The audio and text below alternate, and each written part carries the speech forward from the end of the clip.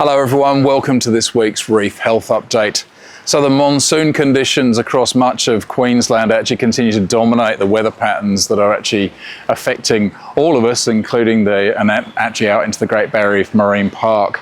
Many of the communities up and down the coast have actually seen record levels of rainfall for February, resulting in very elevated river levels and actually flood plumes that in several cases are moving out into the marine park. We're working closely with some of our scientific colleagues to understand the potential consequences of those flood plumes, and we'll be looking at that over the coming weeks.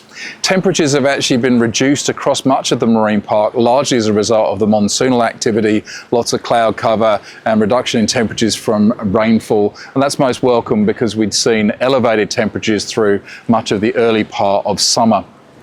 We're of course actually continuing to work with many of our partners to understand what's going on in the water. We've conducted more than 150 reef health and impact surveys over the past couple of weeks, spanning 20 plus reefs. That helps us to understand what the health status of many of those reefs actually are. There have been limited reports of coral bleaching as a result of that earlier temperature stress. Those reports, as they come in the future, will help us to understand the impacts of the flood plumes onto some of the inshore reefs that may have been affected. We'll also have the marine monitoring program giving us insights into what it means for those coral communities.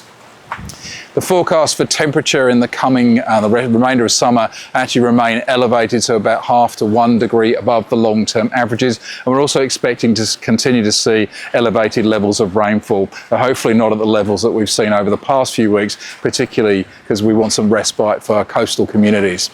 So overall, we continue to work with our partners to understand what's going on in the water. You can actually help us by downloading the Eye on the Reef app. That allows you to understand the rules of what goes on and what you're allowed to do in the marine park, and also to understand what you're seeing when you're out there and potentially provide information back to us about any concerns that you have whilst you're out there enjoying this amazing, magical place. We'll continue to provide you updates each week, and I look forward to speaking to you again next week.